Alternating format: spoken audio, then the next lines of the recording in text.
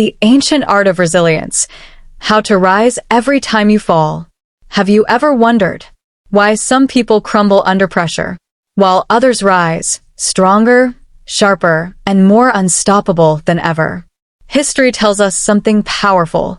Long before self-help books and motivational podcasts, ancient civilizations had their own art of resilience. They had philosophies, rituals, and mental frameworks that allowed them not just to survive hardship, but to thrive because of it. Today, we're going to uncover those timeless secrets, from the battlefields of Sparta to the quiet wisdom of the Stoics, from Buddhist temples to the warrior codes of the samurai. And by the end of this video, you'll walk away with ancient strategies you can use right now to endure, adapt, and rise above anything life throws at you. So let's begin. Part 1. Defining ancient resilience. When we talk about resilience today, we think about bouncing back. But in the ancient world, resilience wasn't just about returning to normal. It was about transformation through hardship. The Spartans didn't bounce back after defeat. They trained themselves to become something greater because of the defeat. The Stoics, like Marcus Aurelius and Seneca, didn't pray for an easy life. They trained their minds to remain steady even in storms. They saw pain not as an enemy but as a teacher. Buddhist monks taught detachment from what you can't control and focus on what you can, because when you master your mind, no circumstance can truly break you. So, ancient resilience wasn't just survival. It was the art of turning pain into power. Part 2. The Spartan example, grit by design. Let's start with Sparta. In ancient Greece, Spartan boys were taken from their families at age 7, not as punishment, but to prepare them for life's battles, both literal and personal. They lived in the agoge, a military training system designed to break weakness.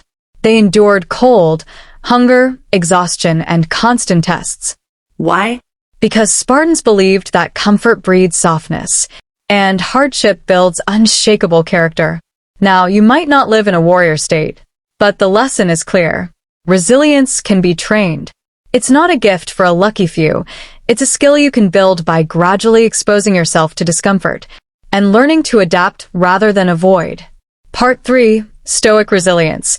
The mind as fortress.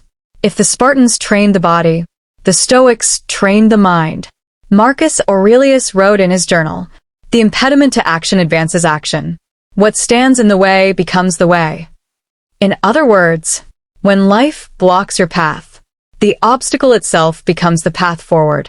Stoics practiced negative visualization, imagining the loss of what they had, not to be depressed, but to strengthen gratitude and mental readiness.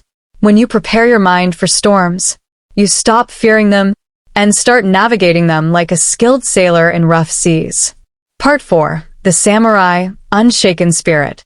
Across the world in Japan, the samurai had their own code, Bushido. This was not just about skill with a sword. It was about inner mastery. A samurai trained to face death daily in meditation, so that fear would never control him. When you've already accepted the worst possible outcome, everything else becomes easier to face. Their resilience came from a fusion of discipline, purpose, and acceptance.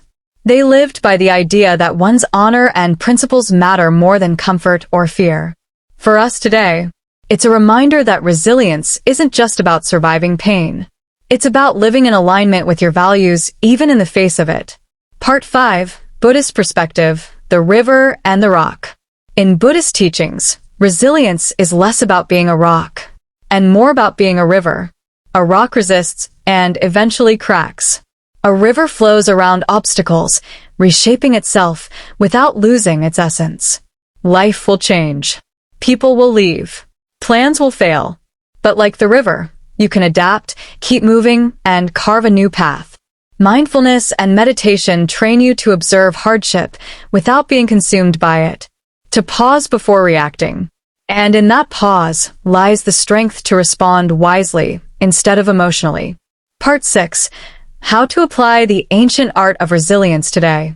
So, how do you apply all this in the 21st century?